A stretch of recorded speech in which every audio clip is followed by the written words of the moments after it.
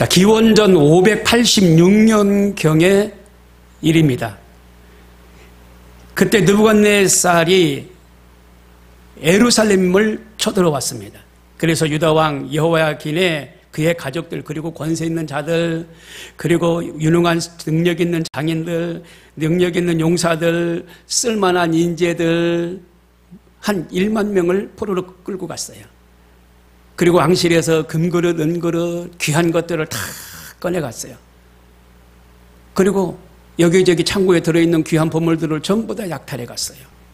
여호와의 긴 왕의 숙부 마따니아를 이제 허수아비 왕으로 세우고 그들은 끌려갑니다. 그로부터 5년 후에 하나님께서 바벨론 그곳에 유배된 그 백성들에게 에스겔이라는 젊은 사람을 통하여 그들을 섬기라고 하나님 말씀하십니다. 에스겔 선지자는 제사장입니다. 그래서 30살이 됐는데 그발 강가에 하나님 하면서 기도하고 있는 하나님이 그를 부르셔서 그를 사명을 주시잖아요. 내 백성들을 섬기라. 그리고 내 말을 전하라. 하나님의 말을 전하라. 하나님의 말씀을 전하라. 내 대신 선지자 네가 말씀을 전하라. 이스라엘 땅이 회복될 것이다. 하나님의 영광이 다시 말 것이다. 힘을 내라. 용기를 내라. 이 에스겔 선지자를 통하여 말씀하십니다. 에스겔 1장 2절 3절 여호야긴 왕이 사로잡힌 지 5년 그달 초 닷새라 갈대아 땅 그발 강가에서 여호와의 말씀이 부시의 아들 제사장 나 에스겔에게 특별히 임하고 여호와의 권능이 내 위에 임하였느니라. 하나님께서 에스겔을 부르신 목적이 있어요. 목적.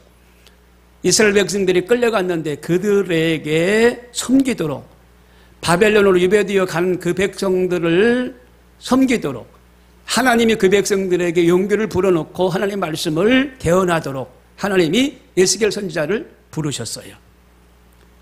그들의 마음은요 완악했다고 그랬잖아요. 하나님을 믿다가 뻔뻔해가지고 등을 돌리고 우상을 숭배하고 음란하고 타락한 뻔뻔한 얼굴이었다라고 표현이 되어 있잖아요. 마음이 강팍한 거예요. 근데 에스겔 선지자가요 얼굴이 예수님도 그렇게 견고한 그런 얼굴이다라고 표현하고 있지만 이 에스겔 선지자도 아주 강직한 그런 얼굴이었어요. 그 진리 안에서 강직하고 말씀 중심으로 강직하고 그래서 그들을 온전히 주께로 인도하는 심지가 굳은 선지자였다는 겁니다. 에스겔 1장에 보면은 하나님의 이상이 나오지만 2장 3장에서도 여기에 하나님의 소명이 나옵니다. 사도행전을 이끌어갔던 이 사도 바울, 이 사도 바울도 다메섹 도상에서 예수 그리스도를 만나고 예수님의 그 음성을 듣고 이방인들에게 복음을 전하니까 하루에 3,000명씩 회개하는 역사가 일어났잖아요. 하나님이 쓰셨어요. 그는 다메섹 도상에서 소명을 받았어요. 에스겔 선지자는 그발 강가에 있을 때 소명을 받았어요.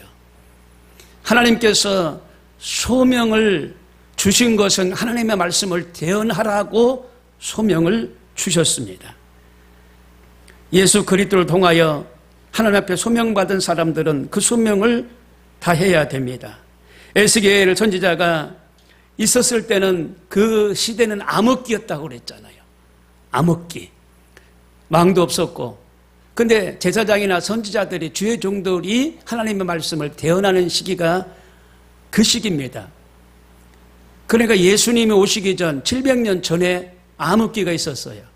그때는 제사장이나 선지자들, 주의 종들이 나라를 이끌고 하나님의 말씀을 대언했던 그런 시대입니다. 그런 암흑기가 있었어요. 에스겔 선지자가 있었을 그 당시에도 암흑기였었어요. 그러니까 얼마나 마음들이 패역했겠습니까? 질서가 문란했겠습니까? 음란하고 인본주의로 삶을 살았지 않겠습니까? 그런데 하나님께서 이 에스겔 선지자를 들어 쓰시는 겁니다. 근데 에스겔 선지자는 에레미야 선지자의 다음에 또 선지자로 쓰임을 받게 되는데, 그 전에 에레미야 선지자는 이 이스라엘 백성들의 수가 작아지지 않도록 얼마나 애썼는지 몰라요. 그래서 처녀 총각들은 결혼해서 자녀를 낳아라. 그래서 우리 택한 백성 이스라엘이, 하나님의 백성들의 수가 작아지지 않도록 결혼을 장려했던 사람이 에레미야 선지자입니다. 그리고 나서 이제 에스겔 선지자가 또 쓰임을 받는 거예요. 그 세 가지로 말씀을 드립니다. 첫 번째로 에스겔 선지자가 받은 소명이 있습니다. 에스겔 1장에 보니까 하나님의 이상을 봐요. 1장에서 하나님의 이상이라고 말씀을 드렸듯이 1장에서 하나님의 이상을 봅니다.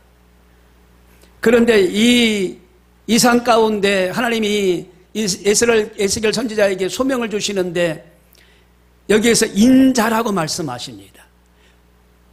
예수님이 한 90번 인자라고 말씀하셨어요.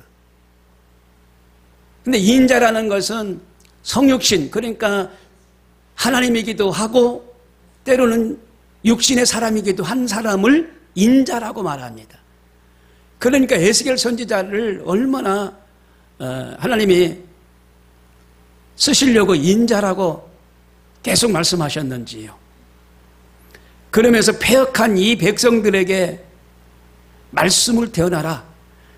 인자인 너는 패역한 백성에게 내 말을 가감하지 말고 그대로 전하라 라고 말씀하셨어요. 인자라는 말이 이 에스겔서에 90번이나 나와요. 하나님이 말씀하신 거예요. 인자 에스겔아, 인자야.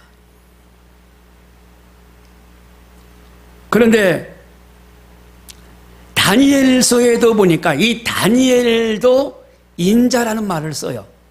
여기서 보면 86번 사용했다라고 나오는데, 이 인자라는 말은 성육신, 곧 하나님이시면서 인간의 육신을 입고 있는 사람이다, 이렇게 표현을 하는 거예요. 그러니까 예수님이 성부 하나님, 성자 예수님, 보혜사 성령님 삼위일체 하나님이시고, 하나님의 아들로서 죄 없으신 인간으로 이 땅에 태어나셔서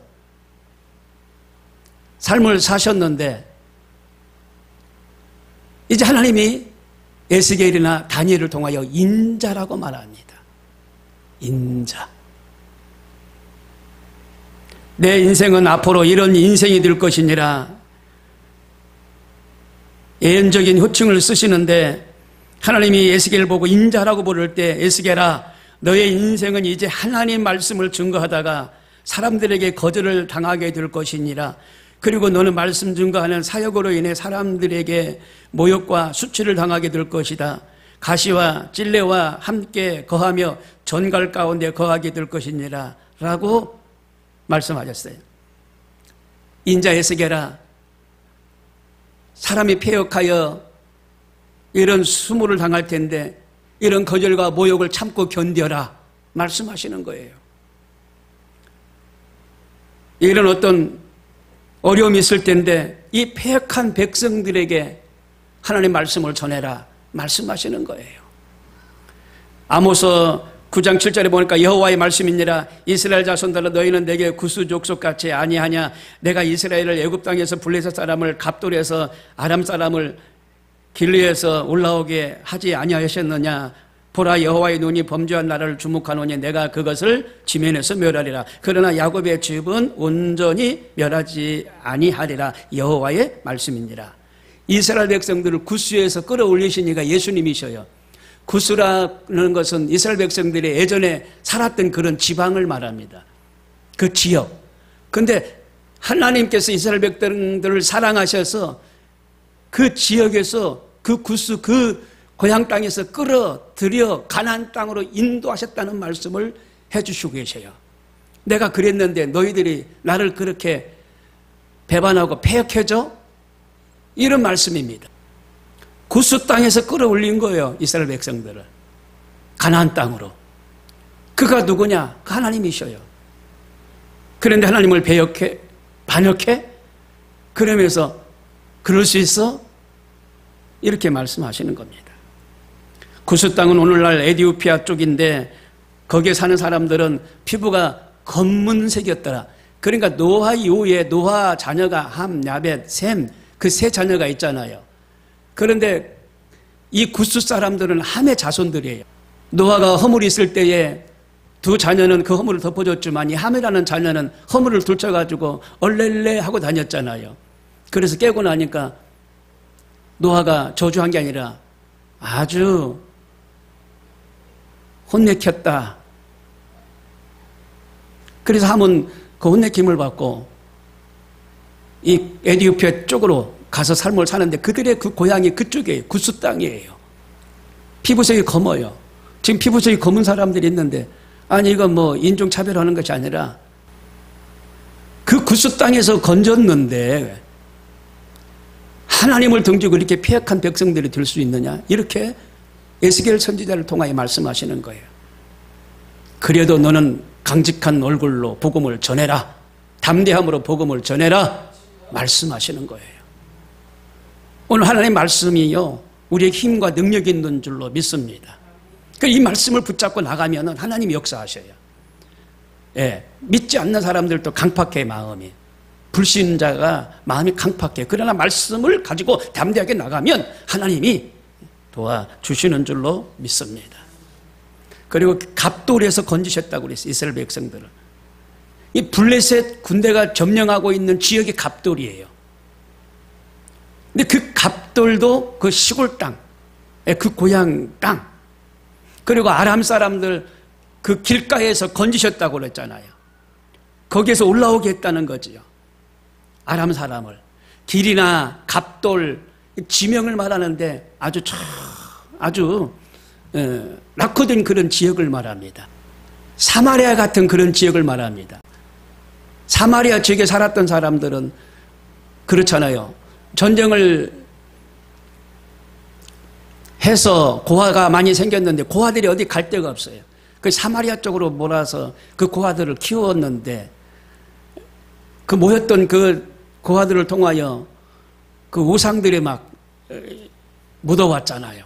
그러니까 하나님을 믿는 그런 지역이 된 것이 아니라 우상도 믿고 하나님도 믿고 여러 잡종들이 섞여 살았던 곳이 사마리아야.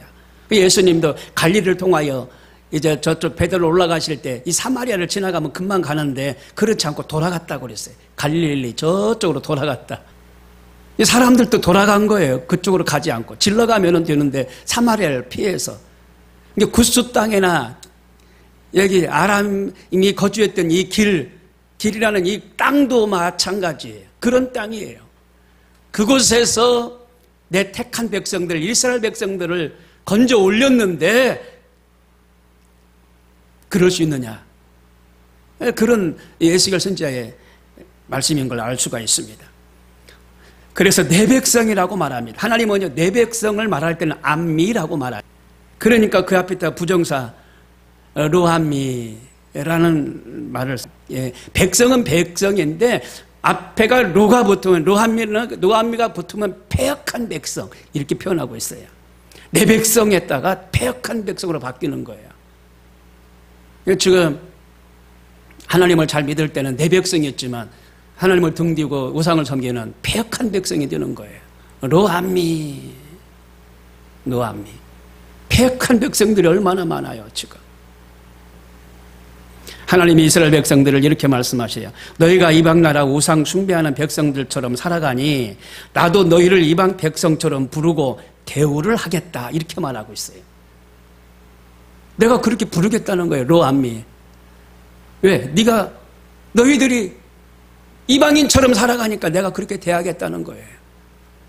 지금 예수 그리스도를 믿으면서 이방인처럼 믿지 않는 사람처럼 살아가는 무리들이 너무나 많아요. 우리들에게 지금 이러지 않겠나? 너무 조심스러운 거예요. 내 백성들아 말씀하시다가 내 택한 백성들아 말씀하시다가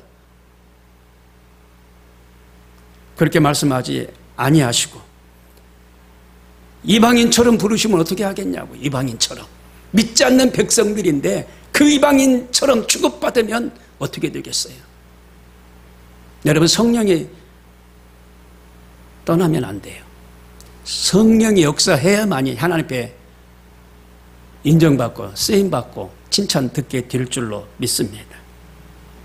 패역하고 배반하고 범죄하고 강팍한 백성들에게 너는 인자가 되어 거절되고 모욕당할지라도 하나님의 말씀 있는 그대로 증거하라 말씀하셨어요. 있는 그대로 증거하라.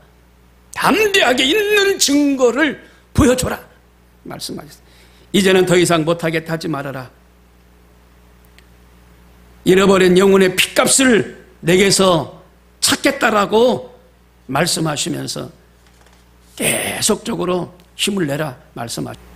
두 번째, 소명을 이루게 되는 에스겔 선지자는 이렇게 말합니다. 에스겔 3장 7절에 이스라엘 족속은 이마가 굳고 마음이 강팍하여 내 말을 듣고자 하리니 이는 내 말을 듣고자 함이 아니라 내가 그들의 얼굴을 대하도록 내 얼굴을 굳게 하였고 그들의 이마를 대하도록 내 이마를 굳게 하였으되 내 이마로 화석보다 굳은 금강석 같이 하였으니 그들이 비록 패역한 족속이라도 두려워 말며 그 얼굴을 무서워하지 말라라고 말씀하셨어요. 그들이 패역하다는 거죠.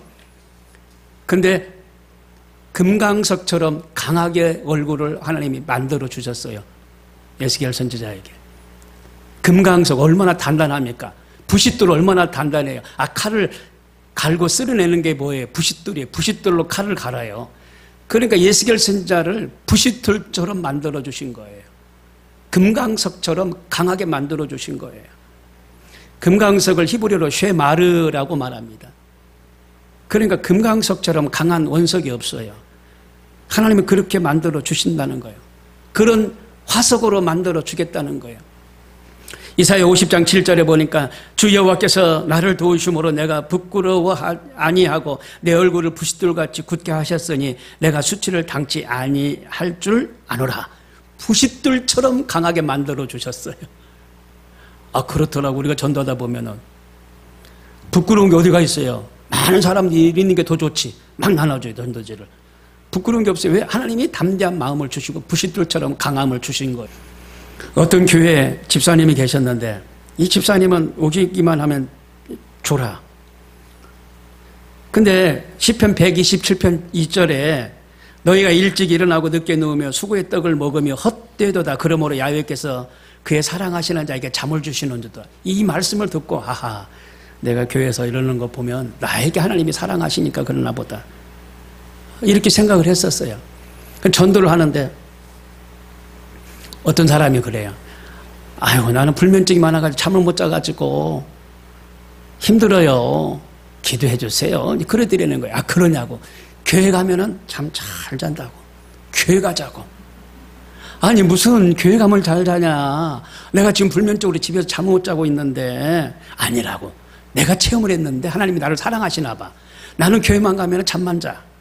잠이 그렇게 잘 와. 그러니까 불면증 걱정하지 말고 나 따라서 교회 가자고. 그랬더니 이분이 진짜 그러냐고. 그 말씀을 믿고 따라왔어. 따라왔는데 잠은 안 오고 정신이 번쩍 나더라는 거예요. 목사님 말씀을 전하는데 그 말씀에 위로가 되고 막 눈물이 나더라는 거예요. 그래 돌아가셨어. 그래가지고 그날 저녁에 잠을 잤는데 이분이 불면증으로 잠을 못 잤는데 잠을 너무너무 잔 거예요. 너무너무 잘 잤어. 그래가지고 그 다음날 전도했던 집사님을 만나서 집사님 우리 교회 갔잖아. 집사님 따라서 갔잖아. 그렇지. 집사님만 교회에서 잘 자고 집사님만 하나님이 사랑하는 게 아니라 나도 어저께 잠을 잘 잤는데 나도 하나님이 사랑하시나 봐. 나도 하나님이 사랑하시나 봐. 나도 하나님이 사랑하시나 봐. 집에서 너무너무 잘 잤어. 여러분 교회 오면은요 잠자는 것이 하나님의 은혜야. 하나님의 사랑이야. 하나님의 은혜고 하나님의 사랑이야. 저도 청년 때 그 학교 다닐 때도 바울 성전에서 처리할 때 잘 잤어. 그러다가 그냥 그 당그레 곡식 밀고 땡기고 하는 그 당그레를 내가 어떻게 거기를 밟았어. 밟으니까 자루가 일어나가지고 내 말을 탁 치니까 정신이 번쩍 나가지고 그 뒤로부터 예배 드릴 때 잠을 안 자. 이 성령이 역사한 거예요. 그때 성령님이. 에스겔 선지자가 마지막으로 그렇게 강하고 담대하게 말씀을 전할 수 있는 원동력이 뭐냐? 거기에 여기서 보면은요 두 가지가 나와요. 성령의 권능으로 감동이 되었다는 겁니다. 에스겔 3장 14절에 주의 영이 나를 들어 올려 데리고 가시는데 내가 근심하고 분한 마음으로 가니 야훼의 권능이 힘있게 나를 감동하시더라. 야훼의 권능이 나와 함께 하니까 그래요. 힘있게 하나님이 역사하시는 거예요. 에스겔 2장 2절에 말씀하실 때에 그 신이 내게 임하사 나를 일으켜 세우시기로, 내가 하나님 말씀을 전할 때 여호와의 신이 내게 임했다고 그랬어요. 그 나를 이렇게 세우신다는 거예요. 힘이 어디서 와요? 여호와께서 와요. 힘이. 그래 에스겔 3장 12절에 때에 주의 신이 나를 들어 올리시는데, 때에 복음을 전할 때에 나를 들어 올리신다는 거예요. 나에게 힘을 주신다는 거예요. 3장 14절에 주의 신이 나를 들어 올려 데리고 가시는데, 나를 들어 올려 데리고 가신다는 거예요. 여호와께서 힘을 주셔요. 말씀을 전하면. 예수님 믿으세요. 할렐루야. 담대함을 주시고 여호와께서 들어 올리신다는 거, 힘을 주신다는 겁니다. 요엘서 2장 28절에 그 후에 내가 내 신을 만민에게 부어주리니 너희 자녀들이 장래일을 말할 것이며 너희 늙은이는 꿈을 꾸며 너희 젊은이는 이상을 볼 것이며 그때에 내가 또 내 신으로 남종과 여종에게 부어줄 것이니라 라고 말씀하셨어요. 여호와의 신을 받으시길 바랍니다. 능력을 받으시길 바랍니다. 농부가 있었는데 농부가 잘 키우던 당나귀 한 마리가 있는데 이 당나귀가 저녁에 어떻게 가다가 우물에 빠졌네. 근데 이 우물이 어마어마하게 깊어요. 물이 있어요. 당나귀가 잘못하면 죽게 생겼어요. 그러니까 농부가 동네 사람을 불렀습니다. 우리 당나귀가 죽어가요. 근데 당나귀가 무게가 있어서 어떻게 건져 올려요? 우물 속에서 못 건져 올려요. 옆에 있던 사람이 막 그러고 삽을 가져와가지고 막 흙을 막 그냥 우물 속에다 붓는 거예요. 흙을. 이 당나귀 위에 머리가 그냥 흙이 막 쏟아지는 거예요. 당나귀는 머리를 막 터는 거예요. 그래도 위에서 막 사람들이 여기 부으라고, 여기 흙 부으라고, 당나귀 머리에다가 흙을 부으라고, 우물에다가 흙을 부으라고. 그러니까 삽으로 막 우물에다가 막 부어. 근데 당나귀 몸에 막 떨어지는 거예요, 흙이. 그러니까 당나귀가 막 비비는 거예요, 비벼. 근데 말이에요, 희한한 일이 났어요.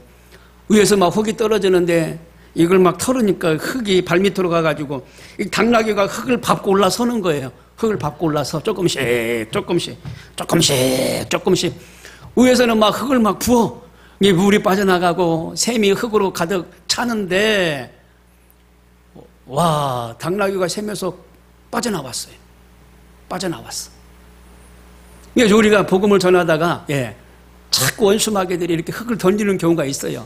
비판도 할 수도 있어. 근데 그걸 털어내야 돼. 하나님이 나를 건지시고 있는 중이구나. 나에게 힘과 용기를 주시고 계시는구나 하면서 털어내야 돼. 그리고 밟고 딛고 일어나야 돼요. 그런 은혜가 있게 되기를 바랍니다. 에스겔 3장 10절에 또 내게 이르시되 인자야 내가 내게 이를 모든 말을 너는 마음으로 받으며 귀로 듣고, 마음으로 듣고 깨달으라는 겁니다. 말씀을 마음으로 듣고 귀로 듣고 깨달으라는 겁니다. 하나님 말씀을 듣는데요, 들을 때뿐이고 지나가서 딴 얘기하면 안 돼. 여기서 보면 깨달아 마음에 새겨라 말씀하셨어요. 그래서 듣든지 안 듣든지 하나님의 말씀을 전하라는 겁니다. 우리는 소명받은 사람입니다. 막스라는 베버는 그 프로테스탄트의 윤리와 자본주의 정신이라는 유명한 책을 썼는데 이 책에서 개신교가 들어가는 나라마다 부강한다라고 썼어요. 개신교가 들어가는 마을마다 부강한다. 모든 직업을 가지고 있는 사람들에게 소명이 생겨서 열심히 일하다 보니까 부강한 나라가 된다라고 책을 썼어요. 목사, 교사들, 전문가들 있잖아요. 이 사람들이 신앙생활 하면 책임감이 있기 때문에 이 자본주의 세계가 더 활성화되고 부강한 나라가 된다라고 책을 썼다니까요. 강남이 있지만 여러분, 강남이 교인들이 거의 80%예요. 가난합니까? 아니죠. 대한민국에서 최고 부자들이 거기 살잖아요. 기독교인들이 있는 곳에 하나님의 역사가 있어요. 대한민국을 하나님이 축복하셔서 이렇게 부강한 나라로 만들어 주셨어요. 그래서 우리 에너지는 어디서 나와요? 하나님 말씀에서 나와요. 성령의 역사하심으로 그 에너지가 나오는 거예요. 그 힘을 가지고 승리하는 삶을 살아가게 되기를 주님의 이름으로 축원합니다. 기도하겠습니다.